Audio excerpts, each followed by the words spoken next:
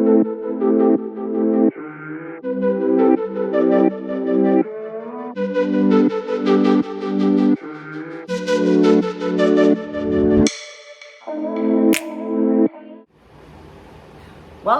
to this week's episode of Success in Women.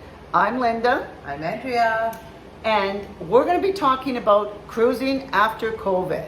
But before we do that, instead of Andrea's tip of the week, I'm going to give you the tip of the week. And it has to do with cruising.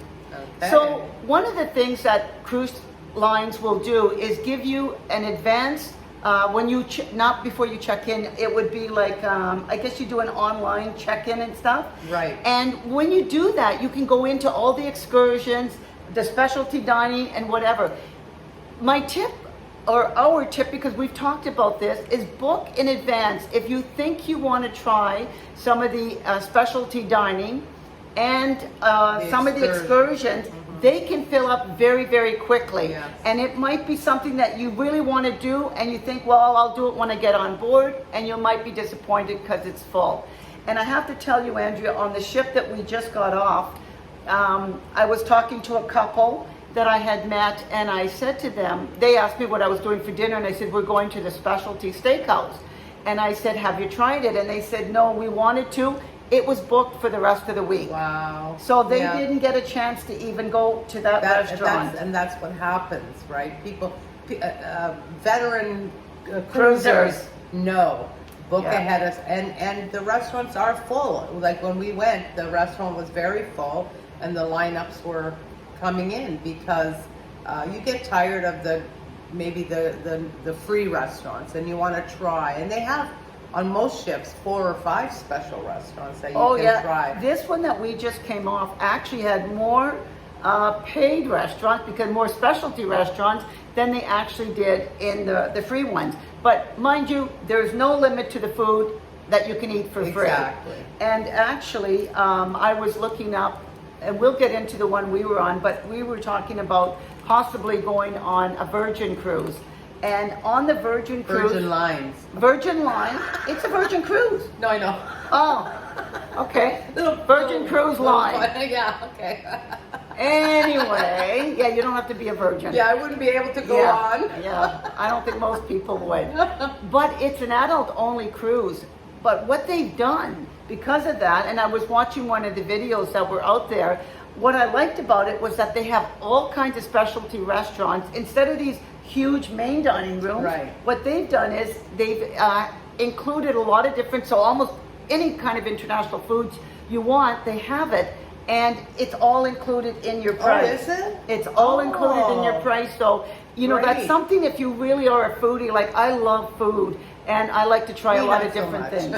No, not as much. No. You like food, but you do have your things where you don't like and the things you do. Yeah. I pretty well eat everything, and so for me, I'd like to try a lot of different restaurants. And I think there's enough restaurants on the Virgin Cruise Line where you can basically go to a different restaurant every night. Wow. And I thought that was pretty cool. That and I is think interesting. at one point I'd like to try that line. Yeah. But what we just came from was the Norwegian cruise line, the Escape. And actually, Andrea had been on that cruise line before, but she hasn't been cruising since before COVID, where I have been cruising since COVID, but I've been on Holland America. And we just wanted to talk about what it was like now. And Andrea, more from your point of view, what you found different going on this ship, in particular, since COVID. But I do want to make one comment that I've noticed, because I was on Holland America, and on Holland America, they probably had about, I'll say 30% of people still wearing a mask. It's recommended, but it's not mandated. Where on this line, I found it was 4,000 passengers, a lot more crowds, but I didn't find that many people wearing a mask. No. I was quite surprised with that. When I did see, like especially on the crew, some of the crew wore masks and most of them didn't. I felt that maybe they were infected, like with the flu or something, and because they couldn't take time off work, because I really don't know the work policy there, and I'm sure they're very tough on the workers. I felt that maybe they were coming down with something and they were they were told, if you feel sick in any way, make sure you wear a mask. I didn't think that they were doing it to really protect themselves, you know, because who really wants to work all day? And they don't have 2-hour shifts. They have like 12, 14-hour days, those crew members. But as far as, I think I'm far, if I had gone on a cruise last year, like you did, you probably really saw the difference. Whereas now I find it's almost back to normal. The only difference is, and we actually sent a letter to Norwegian about it, that we felt the service was a little bit lacking from what we were used to. And either that they haven't hired the same amount of people back, or people just don't want to come back yet. Well, you know, it's interesting you mentioned that, Andrea, because that was the one thing I noticed even on Holland America, especially this last time that I went. I was quite surprised at, you know, the service was not up to the standard that I was used to before. And I don't mind, like the cabin steward had come, introduced himself and said, you know, we basically only clean the room once a day and we'll do a little refresh, you know, around dinner time.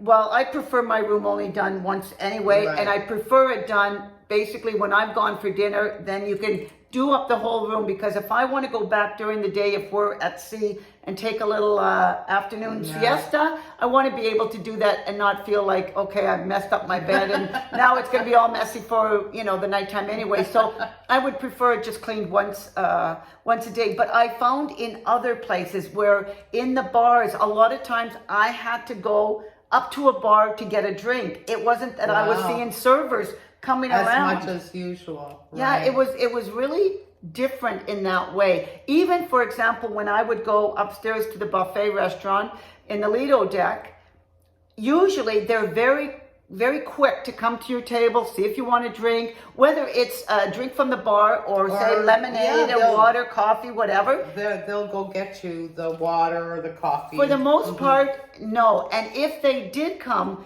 and offer you something to drink initially, they never came back to refill.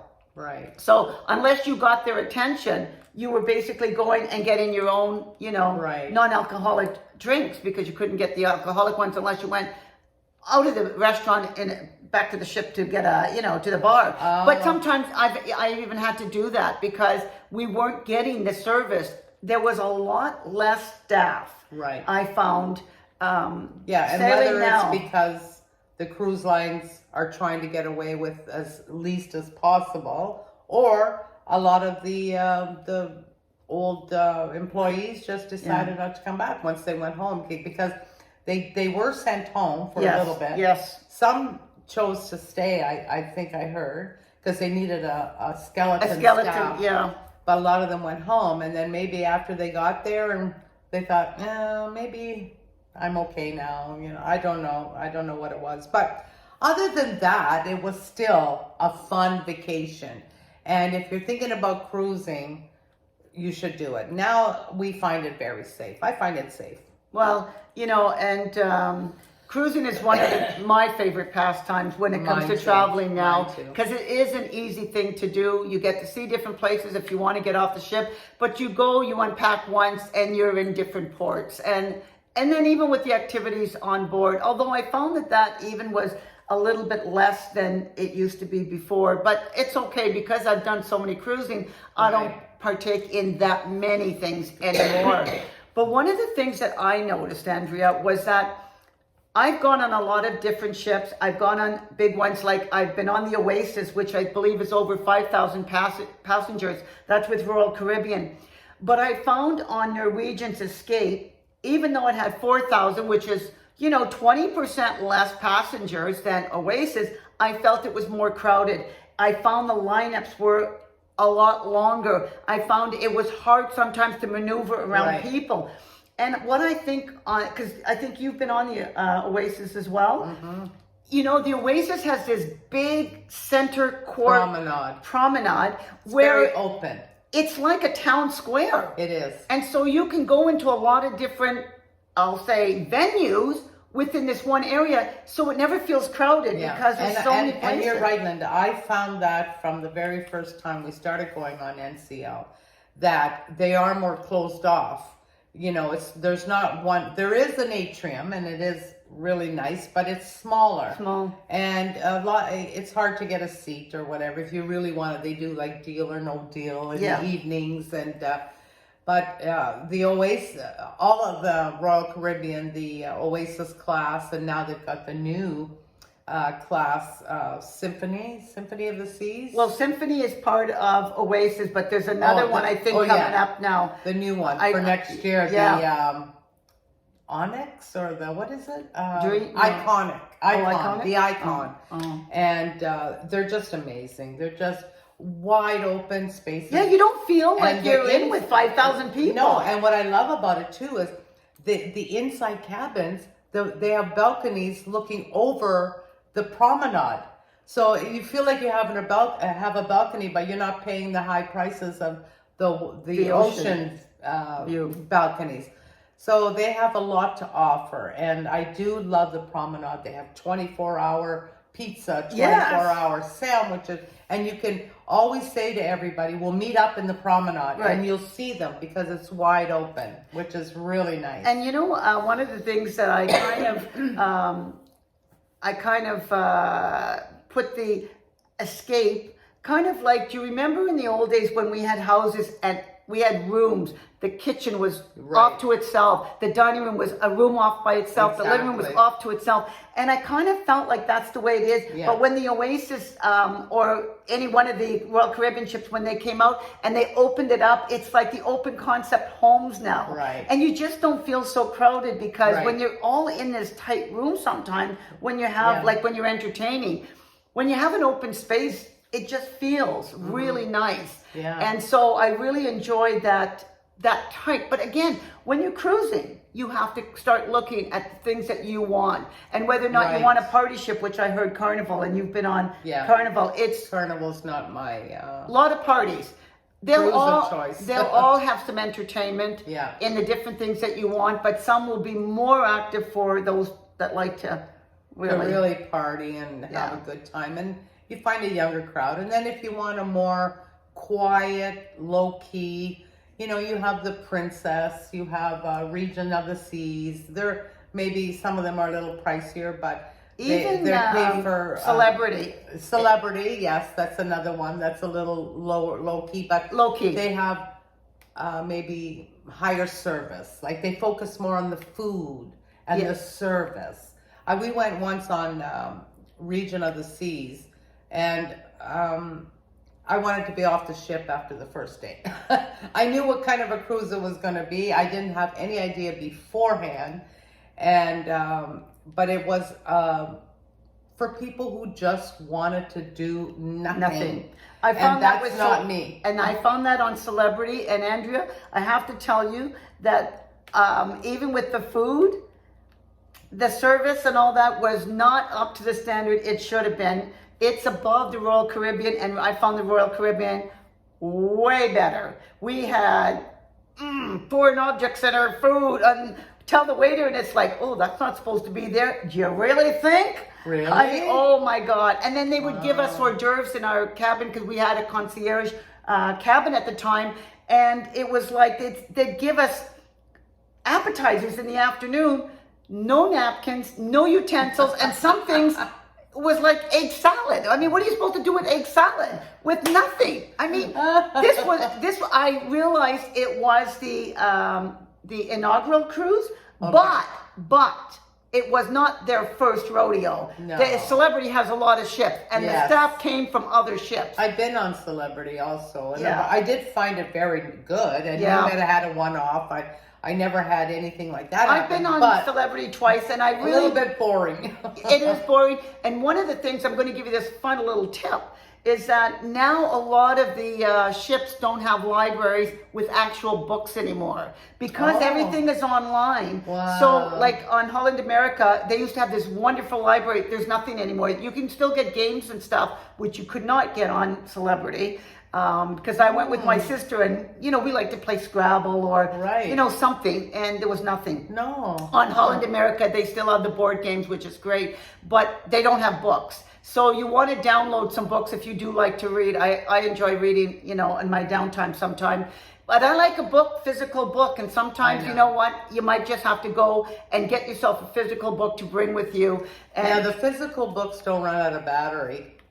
yeah, well, that's true too. That's true. I'll be reading and it'll be like low on battery. Oh. Yeah, but I noticed on NCL they still had some books. They had a small library, Right. and so it was good because I did get to read 2 books on my week cruise, and one of them was fantastic. We'll talk about that another time. But anyway, we just wanted to kind of share some of our experiences now with cruising, and Right. they are fun for the right And they people. are fun, and a lot of people that I talk to, and they say, "Oh, I don't know, I don't think I'd, like be on the water." And I said to them, understand this: if you don't want to see water, believe you me, for 7 days you don't have to see That's water. right. That's how big the ships are. They are bigger than most hotels on land. Some of them are 18, 19 stories high.